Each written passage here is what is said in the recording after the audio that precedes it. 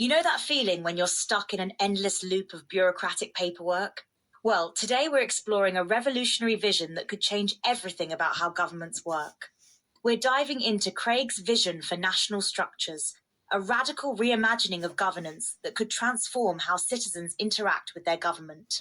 Absolutely. And it's fascinating because Craig's vision essentially tears up the traditional playbook of governance. Before we dive in, can you give us a quick overview of what makes this vision so different? Well, imagine taking a government structure and stripping away all the middle layers. That's essentially what Craig proposes, just two tiers, a central government and local councils. No state governments, no regional authorities, no district offices. Wait, only two layers? That sounds almost too simple. You know, I had the same reaction at first. But here's the thing. Complexity doesn't equal effectiveness. In fact, it's often the opposite. It reminds me of playing that game Telephone as a kid, where the message gets more distorted with each person it passes through. That's actually a perfect analogy. Each administrative layer in traditional government is like another person in that game, potentially distorting or delaying the message, or in this case, service delivery. So how exactly would these local councils work? They're essentially empowered to handle everything from healthcare to education to local security. Each council must maintain its own hospital, university, courts, and police force. That's a lot of responsibility for a local body. It is, but they're not doing it alone. They receive 30% of all national tax revenue directly. 30%? That's significant. And it's automated. No waiting for approvals or dealing with intermediaries. I've spent countless hours in government offices watching people shuffle papers from one desk to another. Exactly. And that's another revolutionary aspect. Craig's vision mandates complete digitization of government services. Tell us more about this digital aspect. Everything from tax collection to service delivery is automated through what's called the digital civic grid. Sounds impressive, but what about people who aren't tech savvy? That's addressed too. Each council must maintain digital civic hubs with trained staff to help citizens access services. It's interesting how removing layers actually seems to bring government closer to people. That's exactly the point. It's called proximity-based governance. Leaders must literally live in the communities they serve. Really? They have to live there? Yes, and not just live. Their children must attend local schools. They must pay local taxes. It's about having real skin in the game.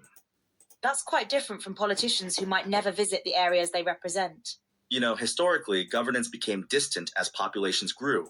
Layers were added as band-aid solutions. And now we're stuck with these layers? Well, that's what Craig's vision challenges. It asks, what if we rebuild from scratch? But surely there must be challenges to implementing something this radical. Oh, absolutely. The biggest challenge is capacity building, ensuring councils can handle their new responsibilities. How is that addressed? There's a phased implementation approach. Councils start with basic services and gradually unlock more responsibilities as they prove their capability. Like leveling up in a game? That's actually a great comparison. Each level up comes with more responsibilities and resources. What about coordination between councils? Surely some issues cross boundaries. Yes, and that's handled through something called local infrastructure councils, voluntary associations for managing shared resources. So they can choose to work together when needed? Exactly. It's cooperation by choice rather than forced hierarchy. What happens if a council fails to deliver services? There's a robust accountability system. Citizens can trigger recalls, and funding is tied to performance metrics. That's quite different from current systems where you might wait years for the next election. Right, and all these metrics are public. Anyone can check their council's performance on the digital civic grid. Speaking of public, how does this system handle transparency? Every transaction above a certain threshold must be electronic and coded for tax purposes. No more mysterious cash withdrawals. That's actually quite revolutionary. It is. Think about it. When was the last time you could actually track how your tax money was spent? Fair point. But what about privacy concerns? The system includes strong data protection measures. Citizens can audit and control their personal information. It's interesting how technology enables both transparency and privacy. Yes, and it's not just about technology, it's about changing the relationship between citizens and government. How so?